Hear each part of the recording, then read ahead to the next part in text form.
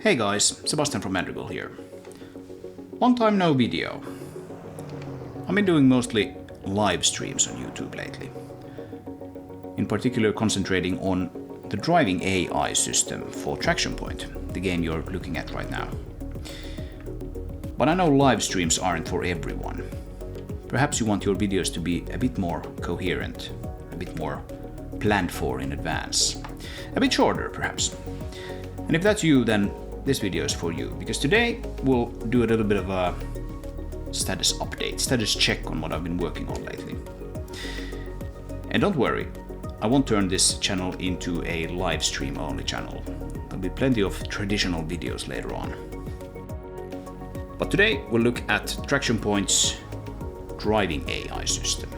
And I was contemplating what to actually call this, because I think what we have here is more than just a simple driving AI system. This is more like an independent agent making its own decisions on how to get around the environment. So I settled on a self-driving car. Even though the system is pretty basic still, I wouldn't put this in an actual real-life self-driving car.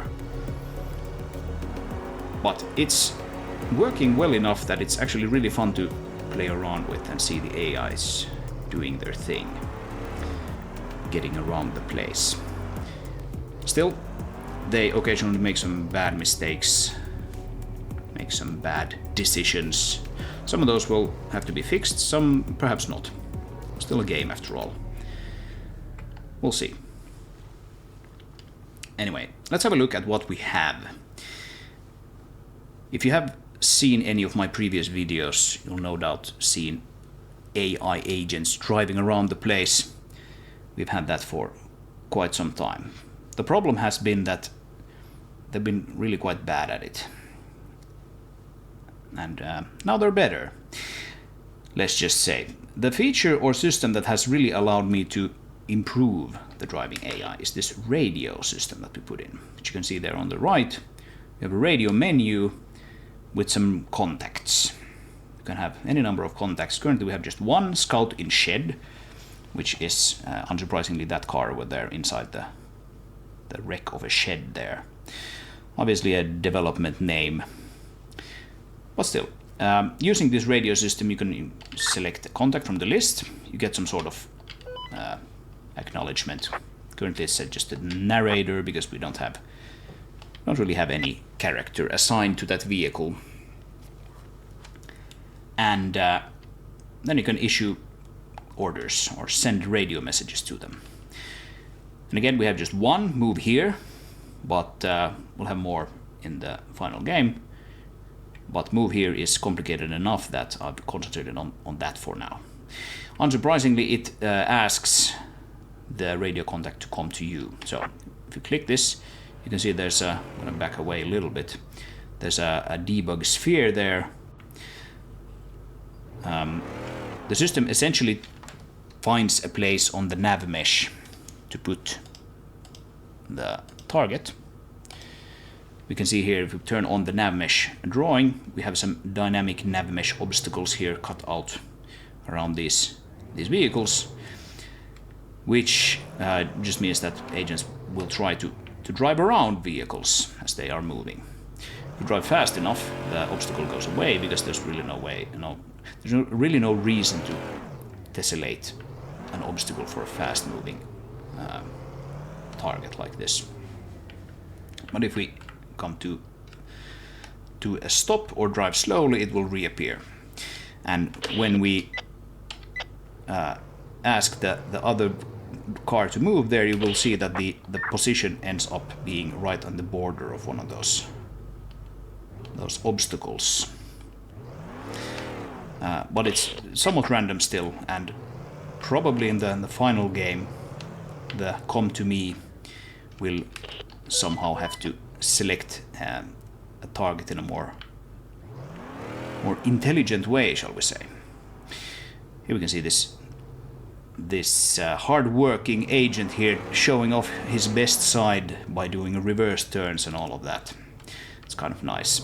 Reverse turns is a new thing that hasn't been in the game for very long. If we drive behind this vehicle now, and ask it to move here, you can see that it quite often decides that the best course of action is to do a reverse turn to orient itself better. Now that it's pointing in our direction, if we ask it, of course it just comes here and tries to slow down nicely so that it doesn't actually overshoot.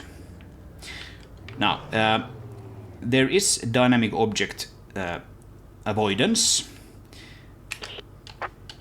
If we see what happens now, you can see that the vehicle does try to actually avoid you. That's partly because there is the navmesh obstacle there in the navmesh. But the vehicle also has something called whiskers. We can debug draw the whiskers by using this new AI brain debugger that I put in. So now we can see these ray casts that are protruding from the front and the back of the vehicle. Those are called whiskers, and you can see what happens when they hit something. They turn red. And you can also drive into them yourself. Of course, the AI is not doing anything right now, but you can see it's sort of hitting your vehicle there. It's not updated every frame. They're updated in a sort of a staggered fashion. So they sort of jerk back and forth a little bit. Using these whiskers, the objects can determine the distance and the angle to the closest obstacle in front of and behind the object. Yeah, the front whiskers only activate once you actually ask it to move somewhere. Again, if we sort of get in the way, you can see that there's a little bit of collision avoidance there, and that's driven by the whiskers. So try to avoid it, but we were essentially standing on the destination it was trying to go to. It determined it was best to do a reverse turn, which wasn't really a full turn in any sense. And then it found out that the place was vacant, so it could actually just drive there. Let's do something a little more challenging and see how it does. Let's drive up to this top here, right on the edge. And you can see there's actually a few problems here. First of all, we are cutting out a piece of the nav mesh. Let's activate free camera and we can see what's going on. We have this island of the nav mesh right here. You can see this is actually too steep for the nav mesh, so it kind of cuts out a piece there. But we can also see if we drive around here, our own vehicle is cutting out a piece of the nav mesh. If we move away, then it probably, yeah, you can see it connecting to the main island. This has been a problem previously. Let's see what happens now if we ask the other vehicle to drive here. So you can see that position is now on that other island. But still, it knows how to get there. So how does that work? The reason that works is that the vehicles are using something called soft nav mesh obstacles. Soft nav mesh obstacles are obstacles that can be ignored if there's no other way to get a path to a position on the nav mesh. And of course you can decide if you actually want to ignore it or not. But that is what happened there. It decided that, okay, there's no way I can get there unless I ignore this soft obstacle that's in the way. And then if you stand there, then it will still try to avoid the obstacle normally. But at least the initial path query doesn't just tell it flat out, no, I can't move there. Because quite often it can. The opposite to a soft nav mesh obstacle is of course a hard nav mesh obstacle. So an example of that would be this gate here. And in a previous live stream, actually implemented the system that kind of cuts a hole into the nav mesh when this is closed. You can see that it's actually made up of 4 sort of circle obstacles currently. If we execute a development script to open the main gate, Oh, and that was actually closing it again. Let's pretend that didn't happen. If we now open it, you can see it going away. So we open a path on the nav mesh. And when we close the main gate again, it is again marked as being blocked. And this gate is a hard nav mesh obstacle, meaning that in no way should an agent try to ignore this obstacle, because it will just run right into the wall there. All right.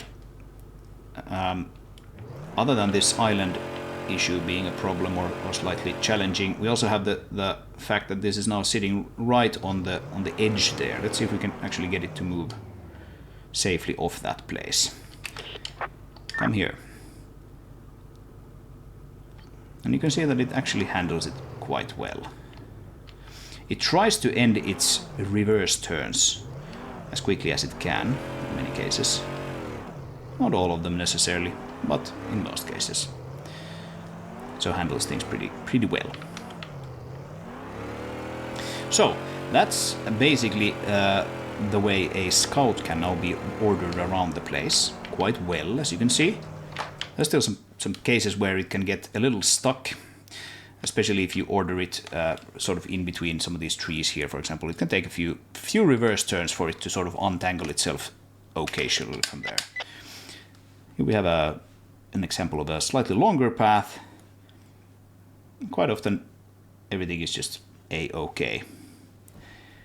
The agents tend to want to stick to the roads. The roads are scored on the nav mesh with a very high score, or actually a very low cost. So they try to stick to the roads as much as they can, typically. Which of course is nice. Except here I haven't actually marked this as a road. On the nav mesh you can see this reddish, purple-ish path here on the nav mesh. That's a road. And we can mark more places as roads. But yes, so basically things work quite well, except I had run into into a pillar myself. Let's go into a place where we have a mother vehicle, because that is a whole other story. I'm going to load a game here, and that will load us into the actual campaign, where we do have a mother vehicle. So if you haven't seen this previously, it's this really huge vehicle here. We can turn off the nav mesh for now. Really huge vehicle, which can lift other vehicles and do that kind of thing. We can turn the camera here to look at it. Oh, it's resetting it, and the cutscene ends. Never mind that. Yeah, we can order the campaign mother to just come here. Again, development names and all of that. As you can imagine, this vehicle is kind of tricky to get into smaller places. In fact, it's impossible to get into many places that a scout can get into. Try to order it to come here, for example. You can say, I can't find a way there. You can see here a debug text actually, no path to target. What's up? I can't find a way there. Yeah.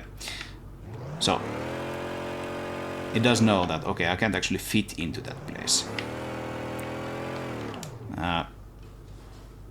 Let's run a test script here. Load test vehicles, and we can get a few more of these guys. So here again we have our trusty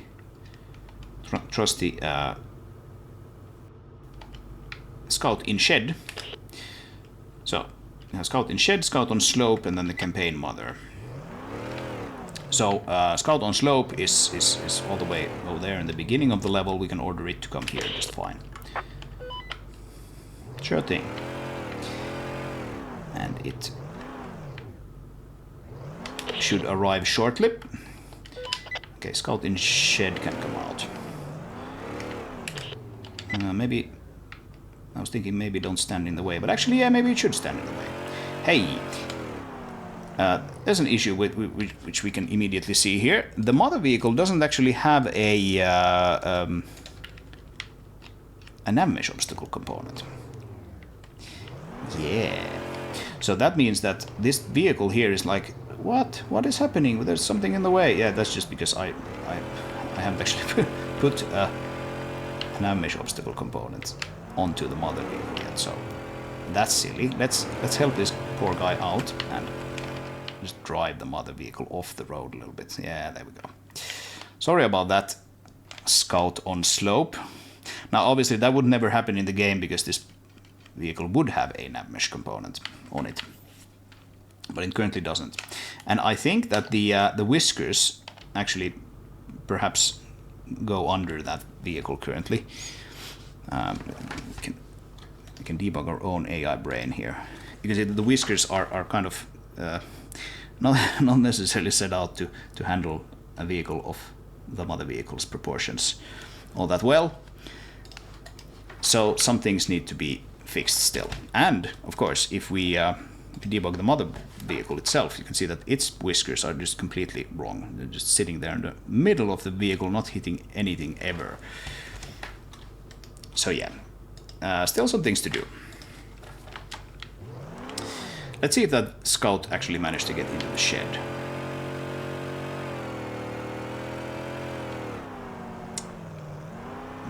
How did you do? There we go. He's in there. That's nice. Yeah. So he's sitting right on his target. This target here, which is still being rendered, is the target for the mother vehicle. Of course, it didn't manage to actually get there, but the sphere is still there. And now we can try to ask the scout on the slope to get out of here, and let's see if we can, if it can actually manage to look at that. Just get a nice reverse turn out of there. Sometimes they do something a little silly, but they do have checks in place to figure out, oh, I've been trying to make a reverse turn now for 10 seconds. It's clearly not working out, so let's just end it. Right. Okay, let us ask the scout on the slope to... No, scout in shed, actually. Let's keep track of these guys now. Ask the scout in shed to move here. And let's ask the mother vehicle to move here. Let's see what happens.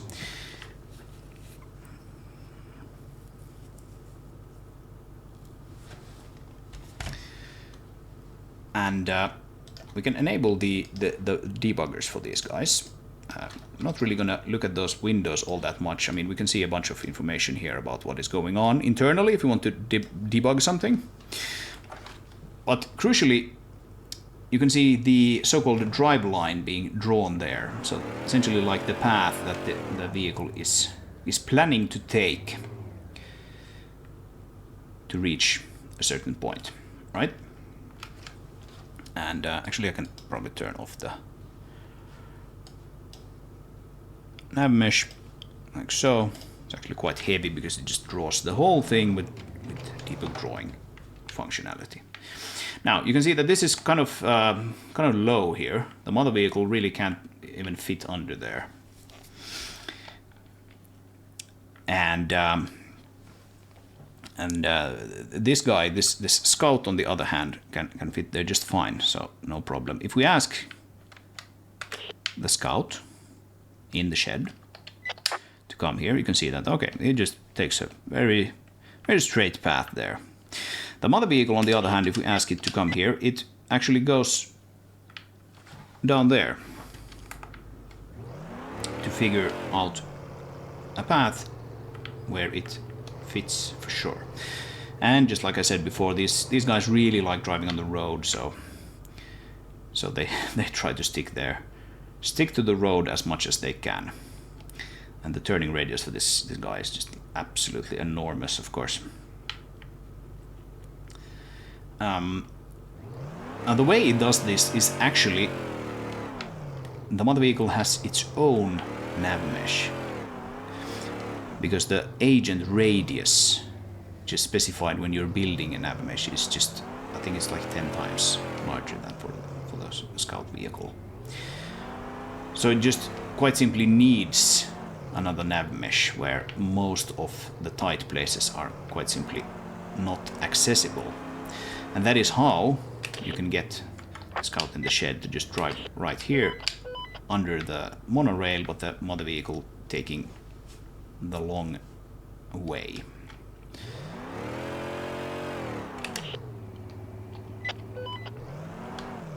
And so there will actually be probably quite a few places in here that I will have to sort of just mark by hand on the navmesh as not being mother vehicle traversable. However, there is of course always the case that the mother vehicle can be driven by the player itself. And so if you drive the mother vehicle into a place that really shouldn't be traversable, then how does the AI know how to get out of there? We can just drive this guy. It's ourselves into some really tricky situation.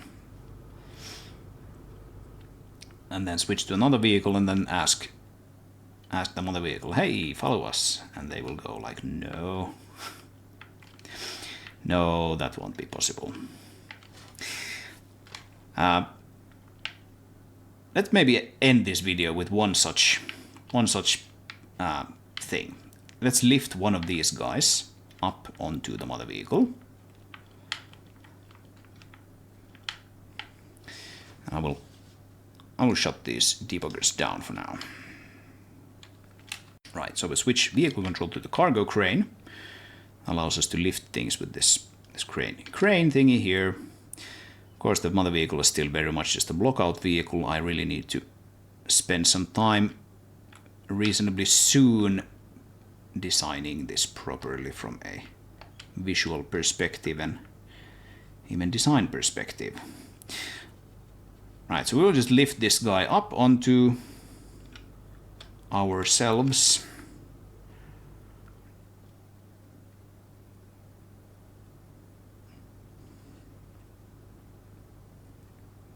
Like so. And yeah, I could put it down, but I don't really need to. I can just have it hanging here in the air. And we're going to drive into a place where I know the mother vehicle is having some issues. We'll see what happens. Spoiler alert, it won't be anything good. While we're driving there, I will let you know that I'm planning to take a little bit of a summer pause as of this recording. So if you're watching this as it comes out, there might be a little bit of a slow time on the channel.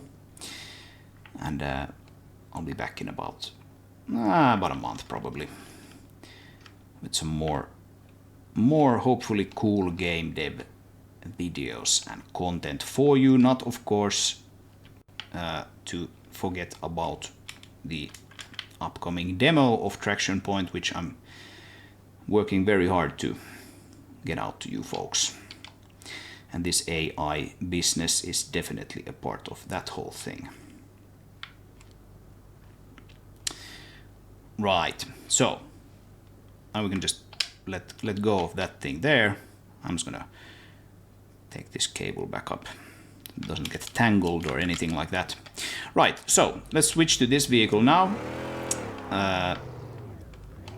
So this is a place where the mother vehicle can actually drive. It typically manages to get there quite fine, but it typically has problems getting out of there, right? So, hey, mother vehicle, come here. Let's see what it does. So it initiates a reverse turn and then gets stuck. You can even drive under it actually this time around. Hello. Yeah, so that wasn't maybe the most optimal way of getting out of there, was it?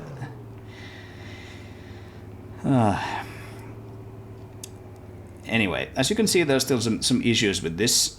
This is a game after all, so we can probably sort of cheat ourselves out of situations like this when the player is looking the other way, we just teleport the thing into a more sensible position or something. But I'd still like to actually solve this somewhat nicely. But yeah, it's still very early days for the mother vehicle. Scouts are actually getting quite good at traversing these places now, but mother vehicle not so much. So, still some work to be done, but that's to be expected. Anyway, I'm going to end this video here. If you'd like to actually see the code for all of this, let me know. It's kind of complicated. I originally planned to go through it in this video, but decided that probably deserves its own video, and maybe we'll do it sort of live on stream if people are interested in seeing how this AI system works. It's all in Zig, if you don't consider some C++ libraries such as the navmesh library being written in C++. But the actual AI logic itself is all written in Zig. There's a little bit of fuzzy logic, controller stuff in there, some state machines, all kinds of fun things. So do let me know if you're interested in like a video or a live stream where we would go through the AI code. With that, I thank you for your time. If you haven't subscribed, then be sure to do that. Like the video. I wish you a very nice summer, and be sure to check back later in the summer for more Traction Point content. Have a good one. Hope to see you in the next video. Bye.